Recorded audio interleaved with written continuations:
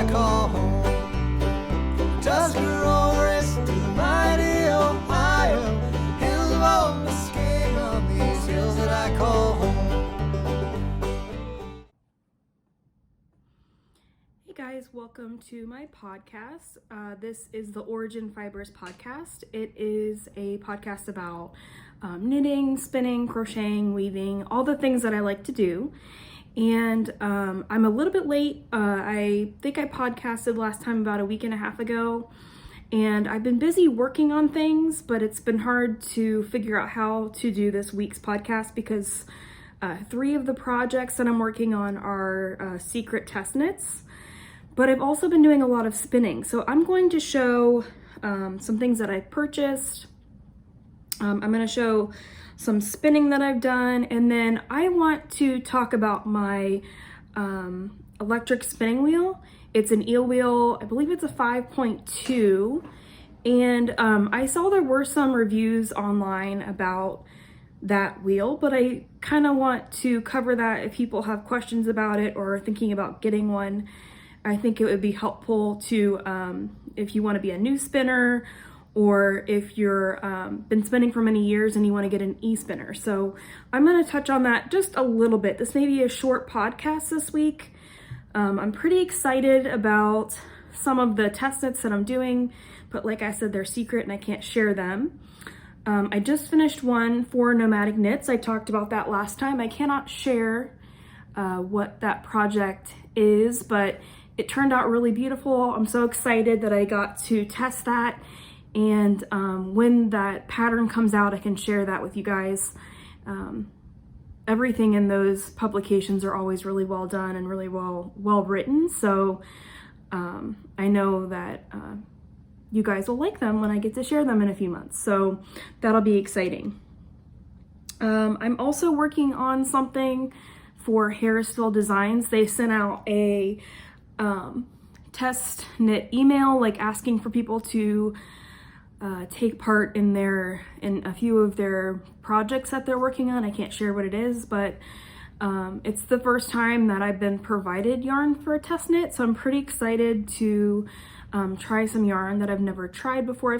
I have tried Harrisville before, but I haven't tried this specific yarn. It's a brand new yarn that hasn't been released yet.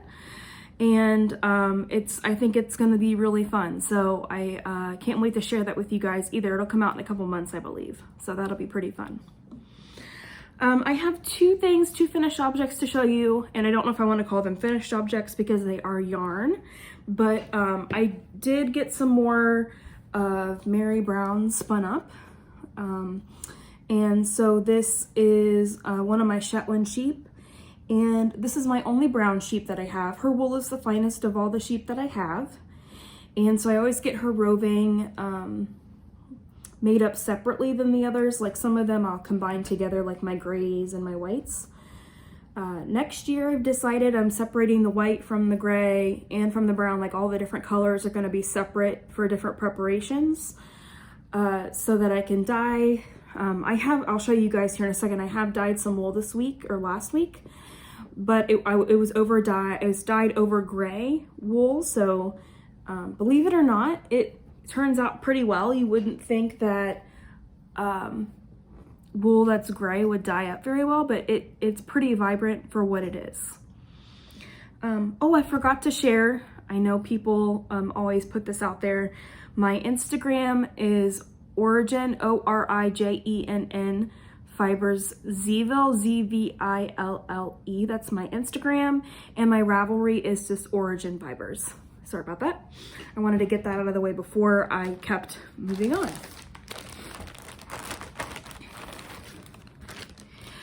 This I don't think I've shared. I don't remember if I shared this last week or not, but this is What Dreams May Come by Hip Strings. I spun this up as soon as I got it. I've been on a spinning kick lately. And I've been spinning stuff from my own sheep and from different companies. I haven't done a lot of spinning from different different companies that dye or different people that dye wool, so I wanted to do that. And so this is how it turned out. It's really pretty. And like I said, it's What Dreams May Come. It's 4 ounces, and I got 264 yards. I think it's from, What Dreams May Come is from a movie with Robin Williams. I don't know if that's what their reference is, but I love that movie. It's a great movie. So that's one of the reasons why I bought it. I really liked that reference, and the colors are really pretty too. So, and actually that's probably my favorite spin that I've done in a long time. The quality of the fiber was really good, and it was easy to draft. So I thought that was a whole lot of fun. I will order wool from them again, but I have been buying wool from a specific company lately, and I'll tell you why here in a second. But I'm spinning up it's Three Waters Farm, and I got 2 different, actually I've ordered 3, and then I just subscribed to their club, their monthly club. So that should be shipping out at the beginning of next month. This colorway is Pisky Bag Wash, and it is so pretty. I love all the different colors. I think I'm gonna do a self-striping yarn with this because the colors are so distinct and I don't want to muddy them up.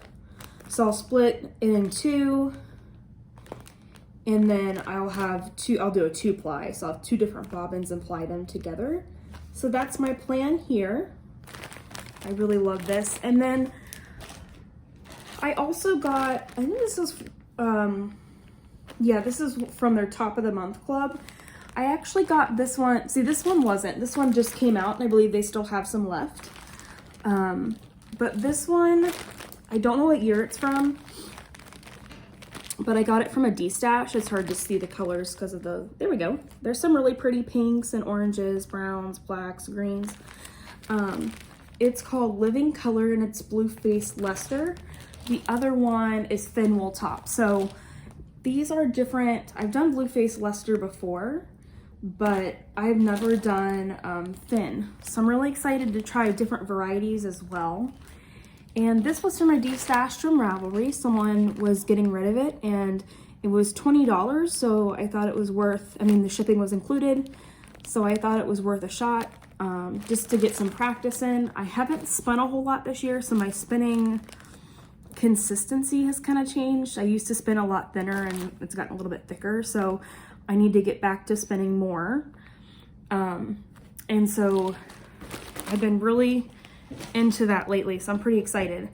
Something that I've noticed is that I feel like I have more control when I use my wheel. So I have a Luette. It's an S10C. And I actually got it used off of Facebook about a year and a half ago. I've had many different wheels. I also have a Ashford Elizabeth, and it's probably about 20 years old.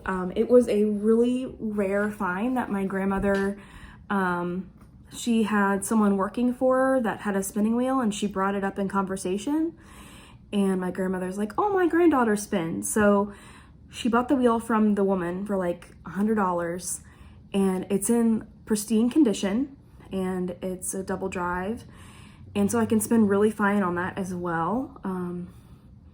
But I feel like I have a little bit more control when I'm using a wheel than when I'm using an e-spinner, so I think I need to practice more on my e-spinner and see how I can make my spinning a little bit better.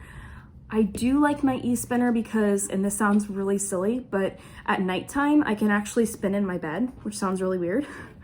But I have a wall unit or a window unit air conditioner in there, and the rest of our house we just have fans. So I've gotten used to not having like central air, but sometimes I like to be in that air conditioning, and it's not too hard to use that e-spinner while I'm sitting in my bed and watching TV on my computer. So that's what I've been doing lately.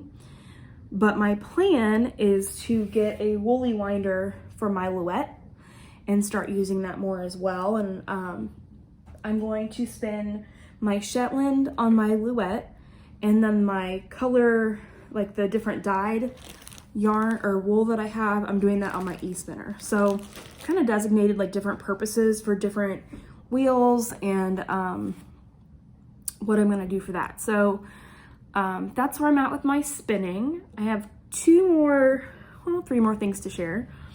I did buy a new needle case, and I had a Jezebel B, I think is what they're called. I did have one of those. It's like a denim needle case, and for some reason do I have something on my chin? I did. I got it. For some reason my needles wouldn't stay in the case. They kept falling out and I kept losing them. So I got this needle case, and it's handmade, of course, off of Etsy, and it opens up, and all my needles have stayed in pretty nice. And of course, like, I have a few that are like being used for projects right now.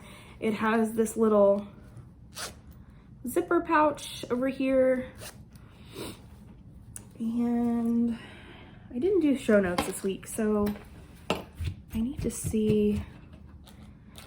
I will put in the show notes where I got this.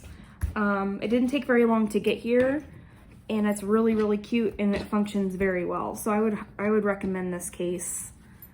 And not that I just sold the other one, actually, for about half of what I bought it for, because I've had it for about a year. And I actually sold a whole bunch of stuff this week so I could buy my woolly binder. I decided I had a lot of things that I haven't been using. I had a blending board that I've used like once. I've had a Murex loom that I used for a long time a couple of years ago that was just sitting around and not being loved, so I decided to sell that. I sold some of my wool. I have a ton of wool for my sheep. So if you're interested, on Etsy under Orijenn Fibers, I do have some gray Shetland, and it's a part of the Shave 'em to Save 'em program if you guys are doing that. I sold a little bit of that yesterday to someone about an hour away from here.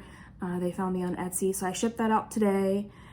I sold some wool combs. Like, there's a lot of things that I haven't been using, and I thought, if I can sell stuff, get rid of things, and then get my woolly winder for my Louette, I'd be really happy with that. So that's been my goal lately. I sold some things on eBay, like some audio equipment that I got when I was in grad school that I like never use. So when all of that clears and goes through, I can go ahead and buy my woolly winder. So I am pretty excited to invest in that. I think that'll be a nice addition to my spinning wheel collection. I did, I wouldn't call this a splurge because I got it used, but I did get a Hohi & Co. BA bag, and you can see it's like nicely worn, like it's got little spots on it and stuff, but it's used, and it's in really good shape. I mean, I think I got it about half price from brand new, and I would buy a brand new one. I'm just really thrifty half the time. Like my dress, I know I wore this dress like on my first podcast, but I got this from Goodwill, and it's a LuLaRoe dress, and it fits great. So I'm a big thrifter too. So if I can buy things that are used that I really wanted anyway, then I go ahead and invest in that. And I used this for a project that I just finished, and it fits really well in my purse. I can put my Notions pouch in here. So I really do recommend this bag. The zipper is really, really nice. So it's a great bag. I know it's nicely loved and everything, but I'm okay with it being not brand new. So I'm pretty excited. Now the last thing I'm going to talk about before I do a little review of my e-spinner is that I've been dyeing wool this week. So I did dye up this bright yellow color, and I have a whole bunch of this. I'd say I have like 4 ounces dyed, and then I dyed the pink. So I have this really, like, I love these colors together. So I'm going to card this up and make a fun bat with it, or 2 bats, just depending on how much I get. I'm not sure how much it'll make, but I have quite a bit of it. I don't know if I can show you guys all of what I have, but there's quite a bit. So that's going to be one of my projects coming up. Unfortunately, I have misplaced my carder, so I'm going to have to find my carder, and those are expensive, so I don't want to have to buy a new one. So that's I guess I could do hand cards instead of using a carding machine, but it takes way longer. So I would like to make some big bats with this fiber. And then I also have my sister's fiber from her rabbit, sorry. And I want to include that maybe in these bats or in my gray, like this color right here, this light brown would look really pretty with gray. So I'm gonna play with that a little bit too, and we're thinking about maybe selling some of those bats as well. So I'll let you guys know if I plan on selling some stuff here in the future. But if you're looking for some Shetland, I do have some Shetland roving, and I have a huge bag of it. So I sold some, I said yesterday, I think I sent her 8 ounces. I have a little bit left, or quite a bit left. So if you guys would like some, reach out to me. You can email me or get me on Etsy or however you'd like to do that. So Instagram is fine as well. So just let me know. All right. Oh, the last thing I want to talk about, just like random things that have been happening before I move on to my e-spinner. My pumpkin in my front yard is now almost completely orange. It's not huge, but it's a good size. And then I'm gonna insert pictures of these probably at the beginning of the video, but we believe we also have a gourd, and we have no idea how the gourd showed up either. So we have a pumpkin and a gourd in our front yard, and it's like mystery, like either someone was growing them last year, or I'm not really sure. So if you guys have any input, if you guys want to give me some input on how you think those just appeared in my yard, that'd be really fun to see what you guys think. But I haven't done anything with them. I mean, I haven't had to water them or, I don't know, do anything to make them grow. So the plant is kind of overwhelming my yard, so I need to take a weed whacker and kind of straighten it up a little bit so that we don't look like we're living in a pumpkin patch, because it's huge. So this week my husband is training full-time. I think it has to do with manufacturing. He is a foreman in a bread factory. He makes buns for a lot of different places. Wendy's is one of the companies, and so he's away during the day. So I have some time to, like today I watched my nephew, and then tomorrow I have the free store again, and I've been doing my bike and my Peloton bike and everything. So trying to keep busy, and I've applied for about 10 or 15 jobs in the last week. So I'm hoping for someone to call for an interview, but we will see. The job market is really rough right now. I hope that something will work out soon.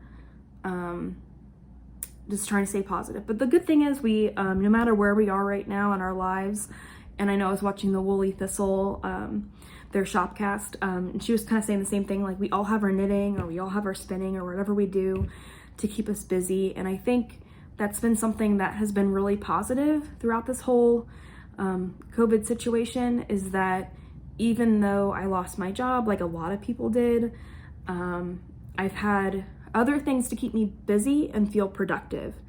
And I know knitters and spinners don't really ever sit still and do nothing. We have to be doing something with our hands. We have to be making yarn or knitting or weaving or something like that.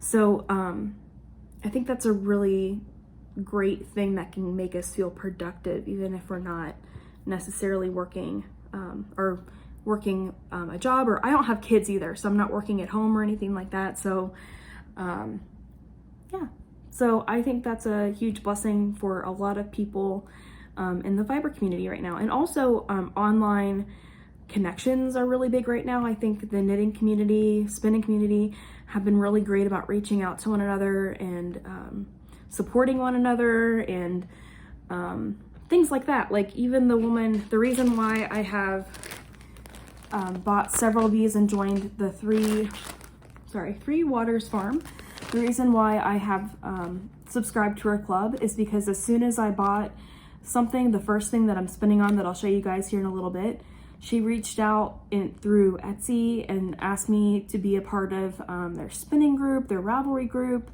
and offered all these resources and asked me to be in their Tour de Fleece group, which I'm going to do in the next couple of weeks. So yeah, I feel like people who do that end up being a lot more successful, and it made me feel like I could be part of something. So I decided to invest a little bit in their product. All right, I'm going to switch over. I'm going to try to get my camera set up so you can see my wheel, see it work, and see how loud it is. And maybe you guys can get some good information about this wheel and how I feel about it. And yeah, we'll see what I can do. So I'll be back in a second. All right, guys, I got this set up so you can see my electric eel wheel. I believe this is the 5.2 version. They are selling these right now on their website. I got this wheel for Christmas one year. I asked for this for a couple of reasons. One of them being it was a low price for what, for an e-spinner, I guess. I don't have the price that they are selling for now. I will put the link down below in the show notes, but you can see it's got an, let's see, I'll show you the orifice. So here's the orifice right here. It's pretty large. I can stick my finger through it, and I can get the yarn through if I want to that way. It also comes with a little orifice hook, and there are two little, on either side there are magnets that hold the orifice hook hold it in place so that you don't lose it. I really like that idea that they came up with. I think it's pretty clever, and you won't lose your orifice hook as easily. So I think it's really a good idea. Also, I like how small this little hook is. Oops, I can show that. It's hard to see, it's not going to focus on it, but it's just a tiny little hook, and it functions really well, and kind of has its own little place in the wheel. There's a little inscribed electric eel wheel logo right here. I know you can't see it very well from your angle, but it has some fish and a star, and it's really cute, so you can see that there. There is a knob down here. Let me see if I can turn this a little bit. Hold on, let me... Okay, it's hard to see. There we go. There's a little knob down here where you can adjust. It goes both directions, and it can go pretty fast, so it can accelerate to do like lace weight, and it can make bulky weight as well because you have this big orifice here. The cool thing that I like is that it has like a little orifice stabilizer, so I'm going to use my orifice hook to pull my yarn through. But this kind of snugs in here really nicely. And then you can have a smaller hole so that it stabilizes, and you can make thinner yarn as well. Something that I've added to my wheel that I thought was a decent idea and I've liked so far is a little magnet down here. I stuck this down here so that when I'm done spinning or I need a break, I can put a tiny little clip on my yarn so that it can stay in place and not get sucked into the wheel or just be flying around. And I used to wrap it around this here, but I found that when I would unwind it, it would change how fast or slow the speed of my wheel. It would move the knob, and I didn't like that. So I wanted to have something to keep it in place. Now if I turn this a little bit, you can see the side and you can see the flyer. These hooks move back and forth. You can see I have dog hair in here too, isn't that nice? And then there's this little flower. This is really cute, and you can tighten or loosen your brake back here. And once again, you can see where your little orifice hook goes. There's magnets on both sides.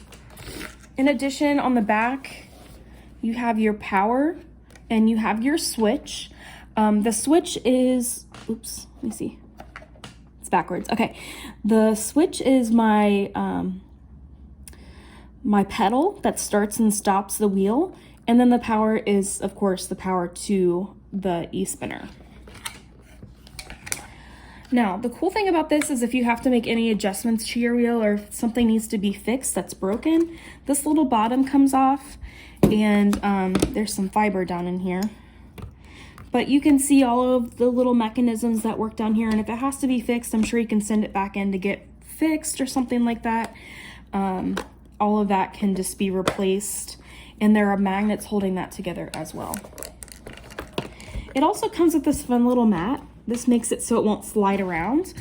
As you guys can see, there are little bumpers on the bottom that I just showed you guys.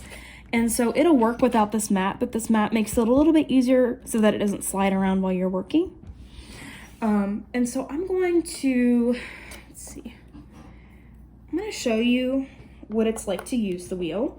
This is what the pedal looks like. And you just tap on it with your foot and it will stop and start the wheel. You don't have to use it if you don't want to. But if you are going to use it, you have to insert that mechanism first before you put the power in.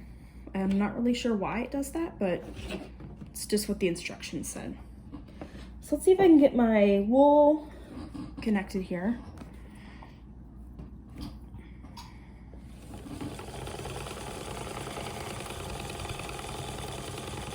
That probably wasn't a very good connection, but you can kind of hear how loud it is. It gets louder if you turn it up. I have done short forward draw, long draw. I've done different types of spinning on this wheel.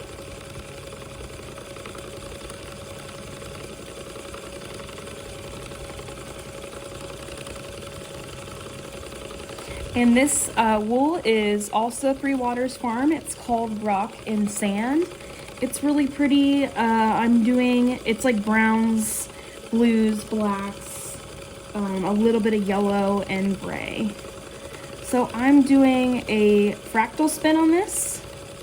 I've never done one before, and it was in one of their tutorials. Like, this is what their spin along is this month. So I decided to give it a try. Okay. Now I just turn it off. I'm gonna clip it down here. You can see, like, it winds on really nicely. And you can see, like, what the colorway looks like. It's going to be super pretty. So I'm really excited about it.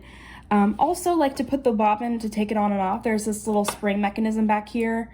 And that's how you take your bobbin on and off. So it's a really nice wheel. It's an investment, but it's not as much of an investment as an Ashford or there's a lot of different companies, or a Hansen spinner, mini spinner, but this one is a lot less expensive and it works pretty well. It's a little louder, I believe, but I've been really happy with it so far. I haven't had any issues come up.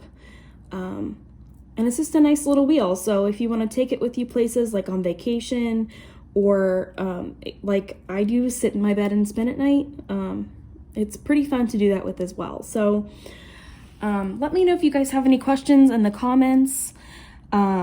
And I will answer those the best that I can.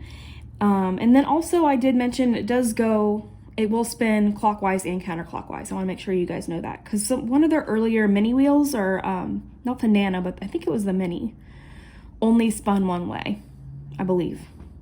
So their bigger wheels and their newer Nano spins both directions. I also have, this is something you can buy from their store. This is a little this is all laser cut, and this is a little laser cut Lazy Kate, or not Lazy Kate, what's it called? Not a woolly winder, not a Lazy Kate. Anyway, you guys know what this is. You wind yarn on it, and it's 1 yard when you measure. It's a nitty knotty. Sorry, that took me a second to get the terminology. It's cute. I wouldn't use it very often, but if I am going somewhere, it may be something nice to have. All of my stuff, except for I just ordered some more bobbins to go with it, can fit in this little case I got from Hobby Lobby. You can't see it very well. It's hard to fit everything in here. And it's got some, like, it's called Paper Studio. It's a little thing for, I think, scrapbooking, but it fits my wheel in it pretty well. So I keep it in a little case like this, and I can take it places if I like to. So I thank you guys for watching this week. Hopefully next week I'll have some more knitting content and spinning content. If you guys have any questions, please let me know and leave a comment below. I'll see you guys next week. Bye.